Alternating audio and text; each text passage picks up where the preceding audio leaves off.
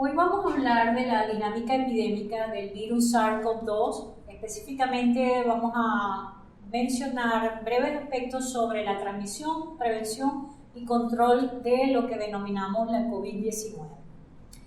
Específicamente vamos a hablar sobre el origen, de dónde proviene este virus, cuáles son los principios del contagio, las principales formas como se transmite este virus, cuáles son las medidas que se han implementado de mitigación y supresión para la prevención y el control de esta pandemia en el mundo, y finalmente terminaremos con las perspectivas de su control y eventual eliminación a través de la vacunación para concluir nuestra presentación.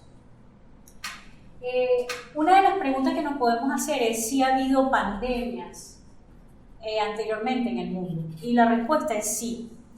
En esta gráfica, que solo lo que pretendo es que vean visualmente en un eje cronológico, están representadas las distintas pandemias en toda la historia del mundo con la figura del erizo, y de acuerdo al tamaño de ese erizo, ¿verdad?, ha sido el impacto que han tenido. Una que es llamativa y a la cual voy a hacer alusión más adelante es la gripe española en 1918.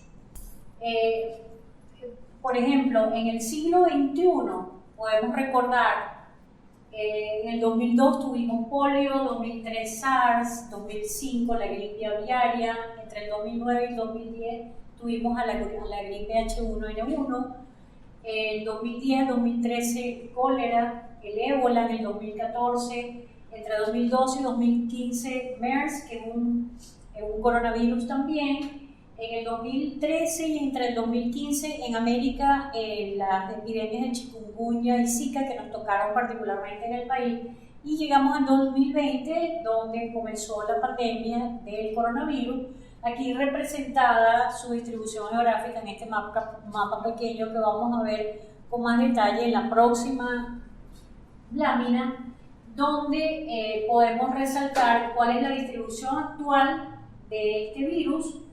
Actualmente, para el 5 de mayo, se habían producido aproximadamente 155 millones de casos en el mundo y 3.5 millones de muertes. El coronavirus 2, por sus siglas SARS-CoV-2, es el causante del síndrome respiratorio agudo grave que conocemos como la COVID-19.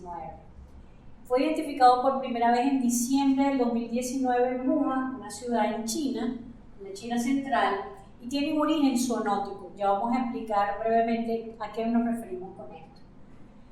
El hecho es que este virus, entre el mes de enero, cuando fueron reportados sus primeros casos, representados con el mapa en la izquierda, al mes de marzo, con todas las conexiones en color, que son las rutas que siguió el virus para llegar finalmente a marzo, se propagó de manera simultánea y muy rápida, de manera silenciosa y muy rápida por todo el mundo, obligando el 11 de marzo a la Organización Mundial de la Salud a que se le declarara pandemia. Pandemia es cuando una epidemia afecta a más de un continente. Y efectivamente, ya para el mes de marzo, este virus se había expandido por todo el mundo.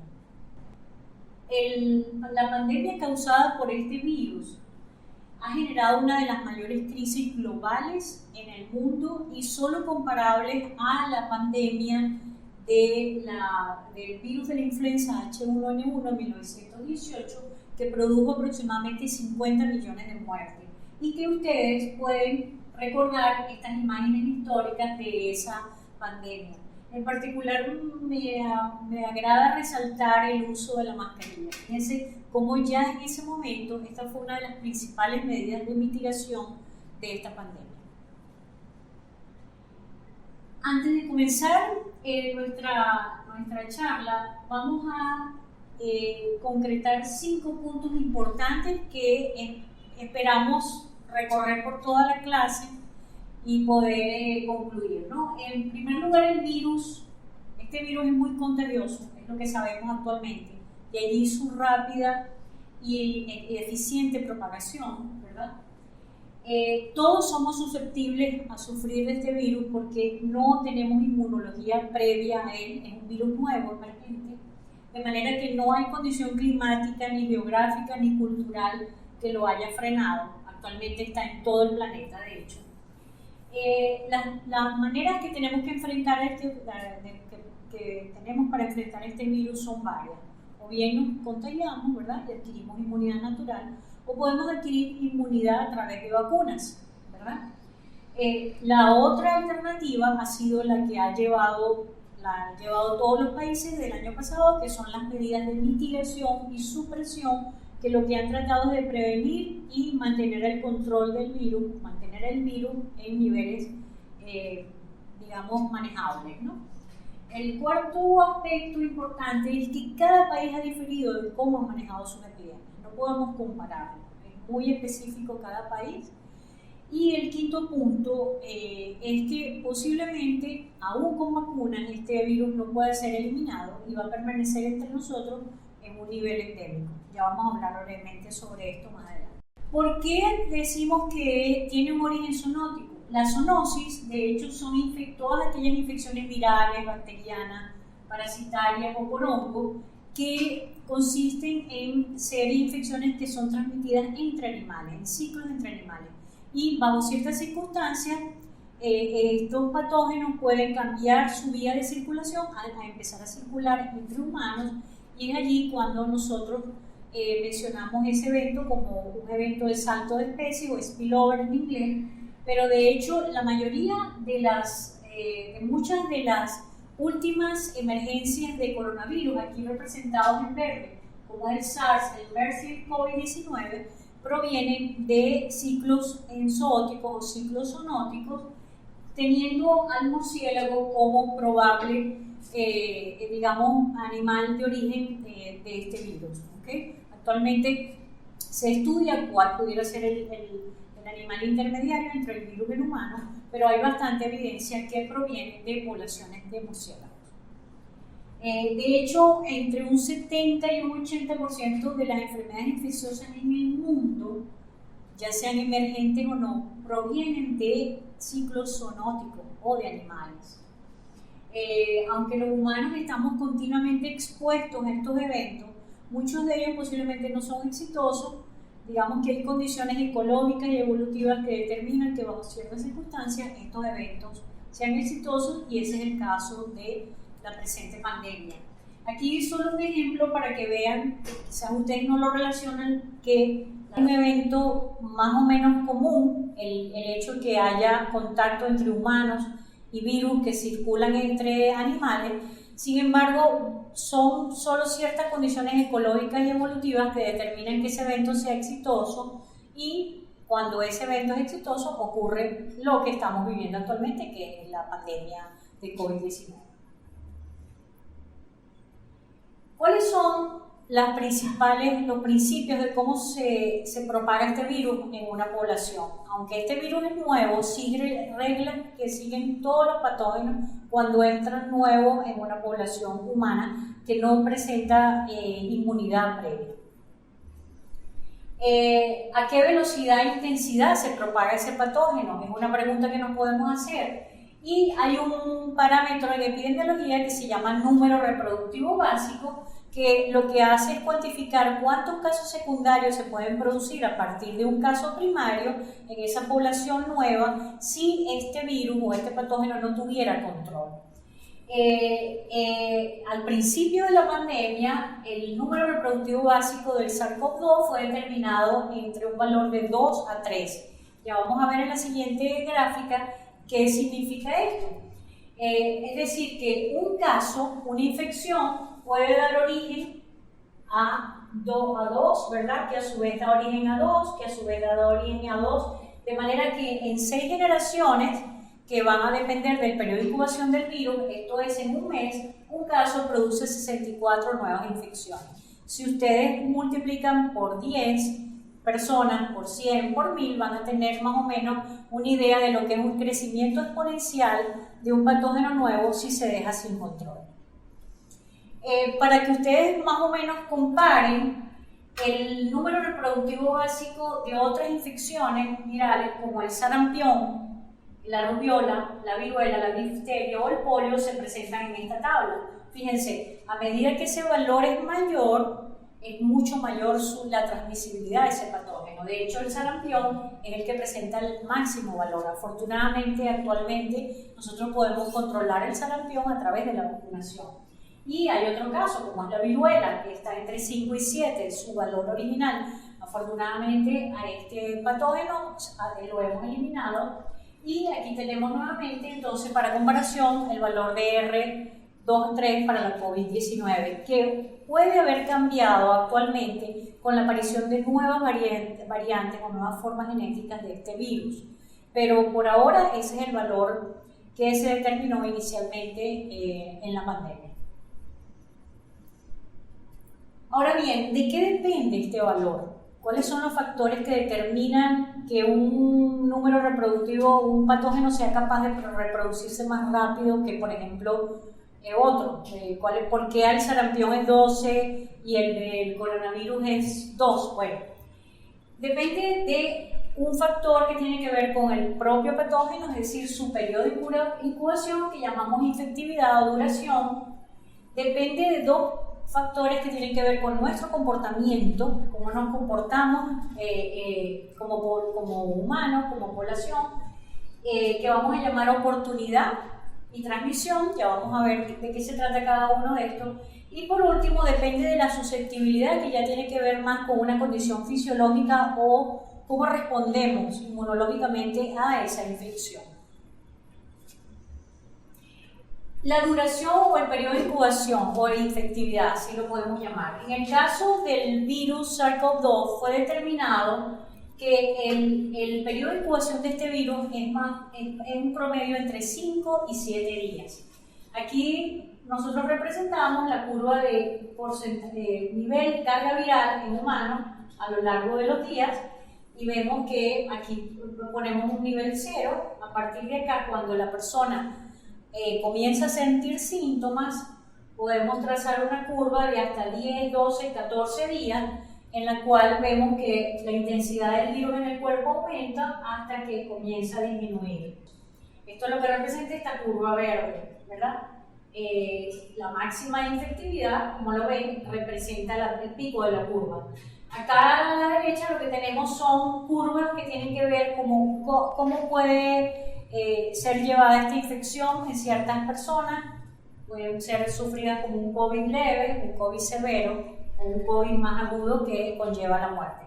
Y las sombras verdes tienen que ver con la aparición de respuesta inmunitaria a partir de 10, 12, 13, 14. Algo muy importante que a mencionar es que a medida que el periodo de incubación de un virus, de un patógeno es mayor, mucho más transmisible es.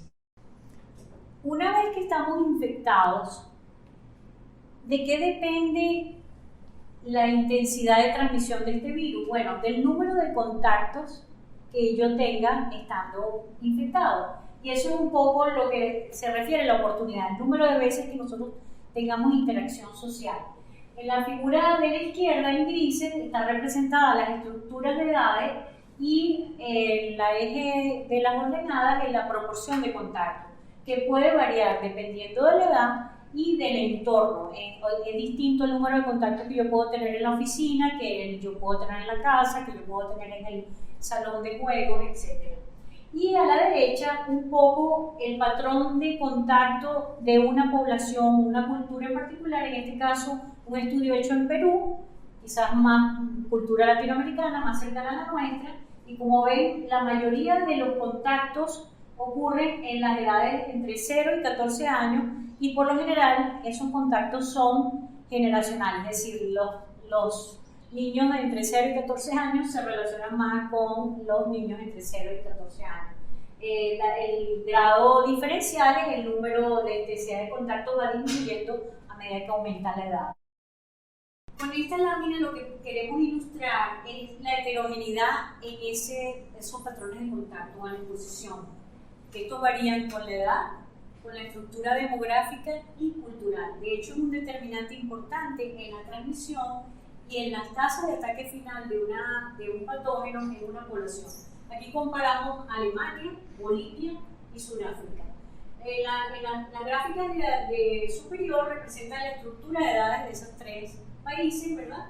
Y en las gráficas del medio e inferiores es la matriz de contacto, es decir, esto es edades contra edades. Y una intensidad mayor significa que es allí mayor los contactos. Aquí lo importante es mencionar que mientras que países como Bolivia, culturas como Bolivia o Sudáfrica, fíjense, los contactos son mucho más homogéneos entre edades y a través de edades, en países como Alemania son más estructurados y menos, ¿verdad? Aquí también observamos que a medida que aumenta la densidad poblacional o a medida que aumenta el hacinamiento en un hogar, esos patrones de contacto son mucho mayores. Es importante porque esos son factores que van a determinar y han determinado la diferencia de transmisión de este virus en distintas poblaciones. El otro parámetro es, una vez que nosotros hacemos contacto con alguien contagiado, que ese contacto sea efectivo, es decir, que haya transmisión. ¿De qué depende? Es un evento de probabilidades. Depende de cómo hicimos ese contacto, de dónde hicimos ese contacto y obviamente de nuestras características inmunológicas, que vamos a tratar de mencionar brevemente en la siguiente lámina. Una de las peculiaridades de este virus es que se transmite en una gran proporción, estamos hablando hasta un 60%, e inclusive a veces hasta un 80% de manera asintomática o presintomática. Presintomática es que yo siento los síntomas mucho después que ya me he contagiado. De manera que esto ha dificultado primero su diagnóstico rápido y ha determinado que se propague de manera muy silenciosa y eficiente en la población. ¿Cómo se contagia este virus? Quizás aquí debemos parar y explicar un poco. Como todo virus respiratorio, su mecanismo de transmisión es vía contacto físico, persona a persona. Ahora, con este virus se ha determinado que uno se puede contagiar a través de la expulsión de gotas de saliva, ¿verdad?, que expulsa una persona al hablar, hasta los aerosoles que se producen por esa gota de saliva en el ambiente, ¿verdad? De manera que el COVID-19 se contagia a través del aire, eso es importante, y es el principal mecanismo de transmisión o la forma de transmisión de este virus. De manera que esas partículas, en el caso de aerosoles que quedan en el ambiente, pueden ser inhaladas por la otra persona y vamos a ver bajo qué circunstancias. Un poco esta gráfica es para ilustrar la diferencia entre las gotículas, ¿verdad?, cuando uno habla, a la izquierda, y lo que es el aerosol, que sería esas partículas que permanecen durante varias horas, durante un tiempo, en el ambiente. Entonces, la transmisión por microgotas, ¿verdad?, cuando uno habla, tose, grita, y la transmisión por el aire de esas pequeñas partículas suspendidas. Aquí lo importante es señalar que nosotros producimos gotículas de saliva al hablar o al gritar, e incluso en silencio. Obviamente es el tamaño de esas gotículas y la proporción de ellas va a ser mayor si estamos callados a si gritamos, que sería en este caso, de 2 minutos en 2 minutos. Si no hablamos se produce poco, si gritamos se producen muchas gotículas. Ahora, si nos movemos en este eje, el tiempo de permanencia, fíjense, a medida que pasa más tiempo, incluso la persona en silencio, pasa una hora en esa área donde está esa persona, aún se producen gotículas. Si esa persona está gritando, miren la cantidad de gotículas que se concentran como aerosoles en una hora. Entonces, aquí estamos viendo el efecto de la gotícula de la saliva. En la siguiente, vamos a ver rápidamente un modo de transmisión muy común en espacios cerrados. Esto es para ilustrar, este es un ejemplo. Supongamos que tenemos 6 personas en un espacio cerrado y entra una persona contagiada. las 6 personas no tienen nada de protección, no tienen mascarilla, no tienen nada. A las 4 horas, las 6 personas están contagiadas, o mejor dicho, las otras 5. ¿Qué pasa si alguna de ellas tiene mascarilla? Que sería, o varias tienen mascarillas, a pesar de que todos tienen mascarilla, solo una puede no contagiarse. Aún en un espacio cerrado nos vamos a contagiar todos. ¿Qué hace la diferencia? Que en este caso hay mascarilla, pero hay ventilación. Entonces, 2 elementos, mascarilla y un espacio con ventilación, un espacio abierto, es menos riesgoso que un espacio cerrado y sin mascarilla. Eso es un poco lo que queremos ilustrar acá. En la siguiente es igual, un ejemplo en un salón un poco más grande, puede ser un comedor. Aquí la persona contagiada, fíjense a las horas, casi todos están contagiados. ¿Qué hace la diferencia?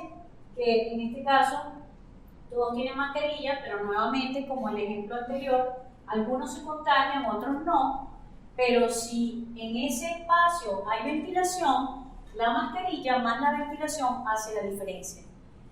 Solo 2 personas o una sola persona adicional al contagiado inicial es el contagio. Aquí tenemos un ejemplo en un espacio, un salón de clases, nuevamente, una persona contagiada, ¿verdad? Al tiempo, en este caso sería el profesor, al tiempo todos los alumnos contagiados. Aquí en el salón de clases todos estamos usando mascarilla, algunos se contagian, otros no, como van a ver. ¿Y qué pasa si en ese salón de clases, además de todos usar mascarilla, tenemos las ventanas abiertas y ventilación? Entonces, fíjense, solamente un contagio. De allí que la importancia nuevamente del uso de la mascarilla y de la ventilación en un espacio que necesariamente tenga que estar cerrado, como son los ambientes donde hacemos actividad social, como puede ser una oficina, puede ser un comedor o puede ser un aula de clase. En la siguiente, entonces, para resumir, la transmisión o el evento de transmisión es mucho más probable cuando yo hago el contacto si yo estoy a una distancia menor de ese contagiado. Es decir, por eso es que ustedes oyen hablar de 2 metros, al menos 2 metros de separación puede ser menor riesgo. Si el espacio está ventilado, ¿verdad? Si hay menor concentración de personas, ¿verdad? Si la duración de ese contagio es mucho menor, permanecemos menos tiempo en ese espacio, ¿verdad? Si el espacio es ventilado, es muy importante. Esto un poco es para resaltar la diferencia entre comer dentro de un restaurante cerrado a comer al aire libre, o evitar grandes concentraciones como por ejemplo un concierto, y nuevamente recordar siempre el espacio abierto. Volviendo otra vez sobre los 4 factores que determinan el índice de transmisión de este virus, como eran duración, oportunidad, transmisión y susceptibilidad. Como ven, la oportunidad, que son el número de veces que yo entro en contacto con alguien, y la probabilidad de que ese evento de transmisión sea factible, son 2 elementos muy importantes con este virus. De allí que las medidas no farmacéuticas, así denominadas como mitigación o supresión, que se han aplicado en el mundo desde el comienzo de la pandemia, han tratado de incidir sobre estos 2 aspectos, es decir, menor número de contagios con medidas que llaman el aislamiento, ¿verdad?, o la distancia física, y disminuir el evento de transmisión con uso de mascarilla, digamos, evitar grandes concentraciones, evitar espacios cerrados, el teletrabajo, etc. Todas estas medidas de mitigación lo que buscan es disminuir ese R por debajo de un valor 1, un umbral, y mantenerlo allí durante mucho tiempo, de manera que podamos manejar el virus en bajos niveles en población. Es lo que nosotros hemos oído como aplanar la curva. De hecho, estas medidas farmacéuticas aquí representadas, tenemos una persona contagiada, ¿verdad? Y estas personas en azul están en unas cajitas, están aisladas. A medida que pasa el tiempo, ¿verdad?, para el virus es mucho más difícil propagarse en población cuando hay aislamiento, digamos, distanciamiento físico, uso de mascarilla, de manera que al final, ¿verdad?, hay una protección de la población. El virus no se propaga tan eficientemente si no existieran esas medidas. Nuevamente, las medidas básicas de no farmacéuticas son el lavado de manos, ¿verdad?, el uso de la mascarilla y el distanciamiento físico. Aquí más o menos resumo de qué manera nosotros podemos disminuir entonces esa tasa de transmisión del virus, aislando a tiempo a las personas infectadas previo a los 5 días, ¿verdad?, de su periodo infeccioso, mediante un diagnóstico temprano, que allí la importancia de hacer diagnósticos masivos en la población diariamente para poder detectar los casos a tiempo y aislarlos y cortar las cadenas de transmisión y lograr que estos contagiados se recuperen de una manera más rápida. Disminuir la oportunidad de esos encuentros físicos con medidas de distanciamiento social y restricción de movilidad, como pueden ser el cierre o control de frontera, la restricción de movimientos locales, la educación a distancia, el cierre de negocios prescindibles, la prohibición de concentraciones en espacios públicos y, por último, reducir el riesgo de transmisión promoviendo actitudes y cambios conductuales en la población, tales como las medidas que llamamos de higiene personal, como son el lavado de manos, la restricción de movimiento y el uso de la mascarilla. De hecho, esas medidas que llamamos de mitigación o supresión de la transmisión son más eficaces o menos eficaces dependiendo, fíjense, de una serie de medidas que busquen reducir la distancia física, como es por ejemplo el teletrabajo, que busquen control de espacio, crear barreras físicas entre las personas, evitar espacios cerrados, por el contrario, promover ambientes mucho más ventilados o con medidas de refrigeración que usen filtros particulares que puedan filtrar las partículas. Y por último, la protección en particular de las personas con el uso de mascarilla.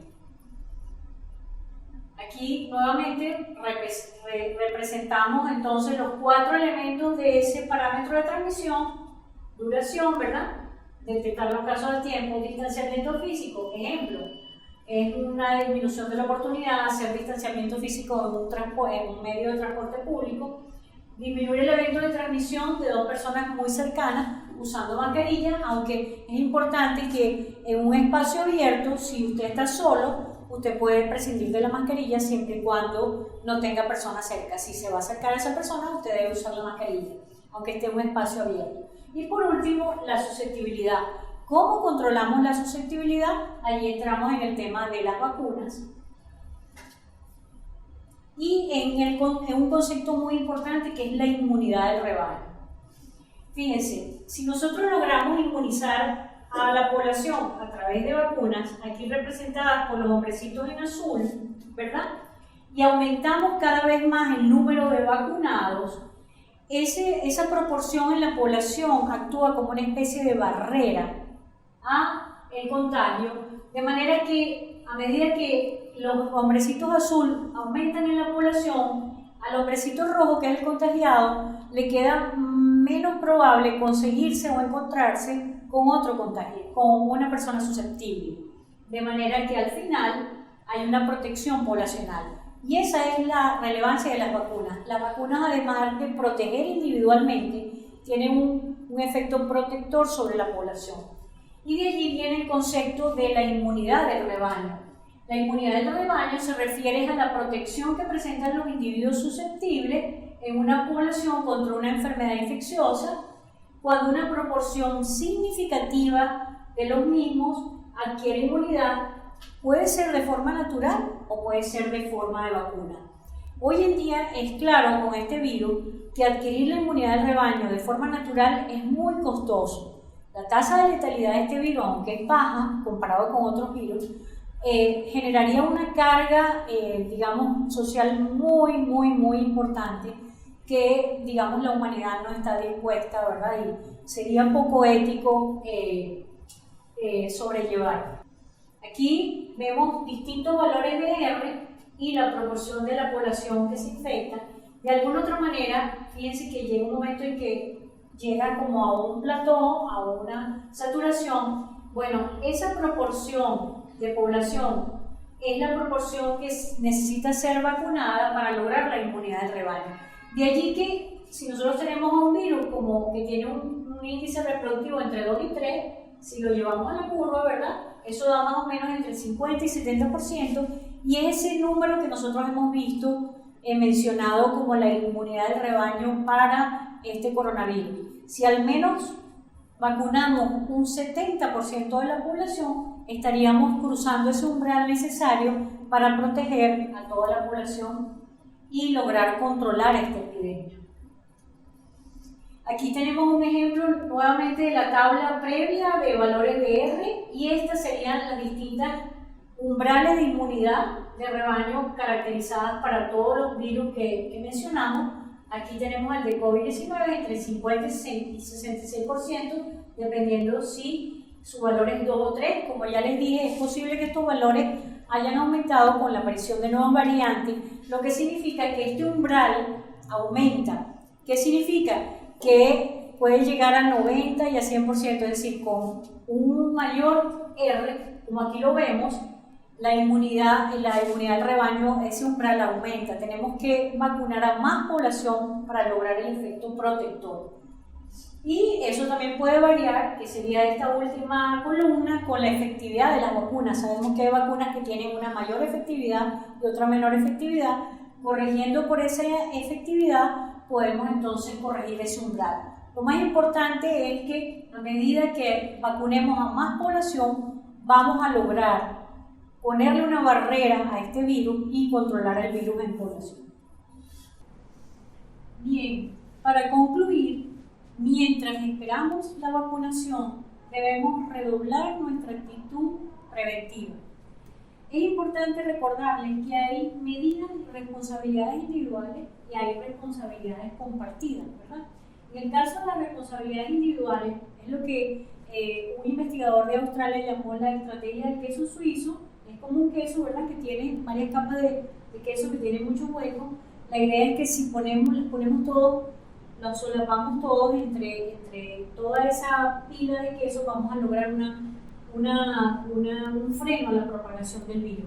¿Cuáles son esas responsabilidades individuales? Nuevamente, repito, el distanciamiento físico, el uso de mascarilla, la higiene de manos, evitar tocarte la cara, limitar el tiempo en espacios concurridos. ¿Cuáles serían las responsabilidades compartidas con un Estado, con el manejo de la epidemia? Bueno, un Estado que debe hacer pruebas diagnósticas, ¿verdad?, pruebas y seguimiento de este virus, mensajes gubernamentales claros a la población, ayuda financiera para soportar las medidas estrictas sociales, la cuarentena y el aislamiento, y obviamente la estrategia y el plan de vacunación. Finalmente, recordar nuevamente lo que se llama la regla de las 3M y las 3C, que es netamente responsabilidad individual. Las 3M: mantener distancia al menos de 2 metros, usar la mascarilla correctamente y lavarte frecuentemente las manos. Cumplir la regla de las 3C, ¿cuál es? Evitar lugares cerrados, con poca ventilación, evitar lugares concurridos, con mucha gente alrededor, y evitar contacto cara a cara cercano con alguien que tenga COVID, ¿verdad? Tomemos conciencia, protégete y proteja a tu familia y vecinos. Entonces, tomemos conciencia, protejámonos, protejamos así a nuestra familia, a nuestros amigos, a nuestros vecinos. Gracias.